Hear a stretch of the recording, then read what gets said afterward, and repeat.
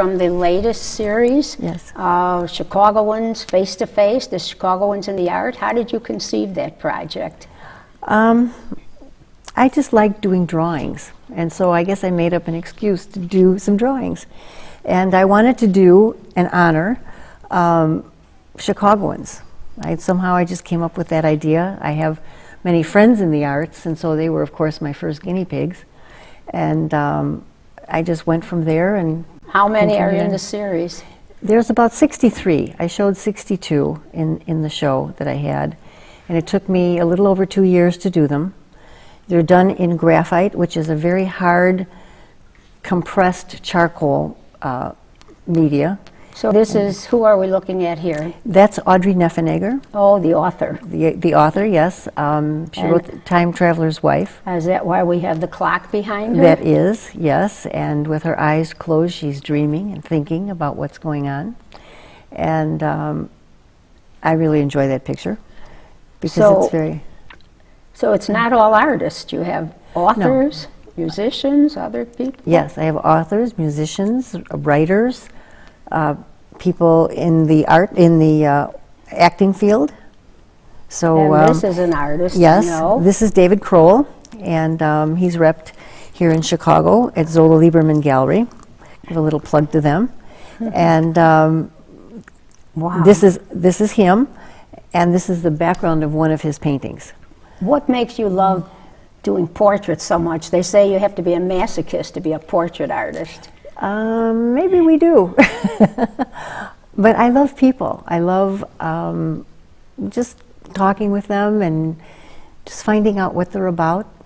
And it just manufactures itself in my artwork. I just love doing that. And who is this? This is Ian Crawley. Ian is an artist that lived in Chicago when I did this drawing. He's now downstate. But he did a one-person show based on the human body and used sticks and stones to represent the anatomy of the figure. Okay, how do you go about this? Do you take pictures first of your subject? I do. I get to know them a little bit first, and then I pull out a camera. And with the camera, I do a lot of snapshots. Sometimes I take 3 or 4 rolls, depending on the person.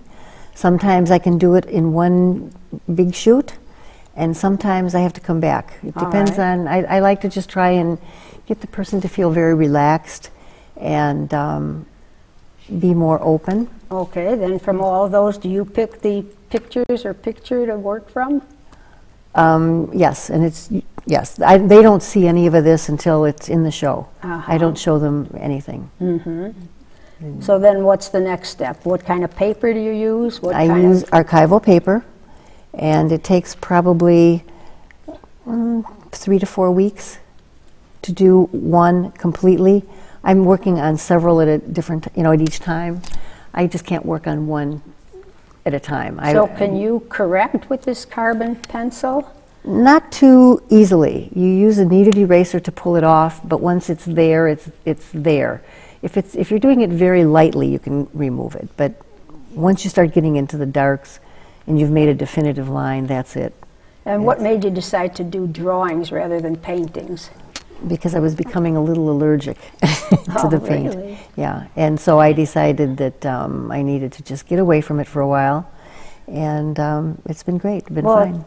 It's a very intimate way to work, and you work so small. Is that also to get an intimacy to the portraits? I didn't think of that consciously, but I think unconsciously I knew that. I really enjoy doing this. I can work in my studio doing these, I can take them home.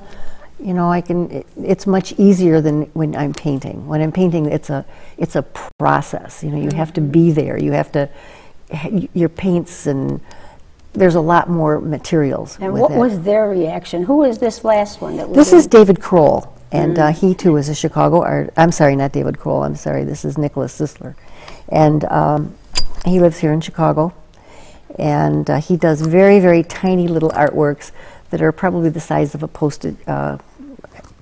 business card. Oh my goodness. Very tiny little works. And so I made his works, in this case, bigger than he is. And what was their reaction to these pictures? They love them.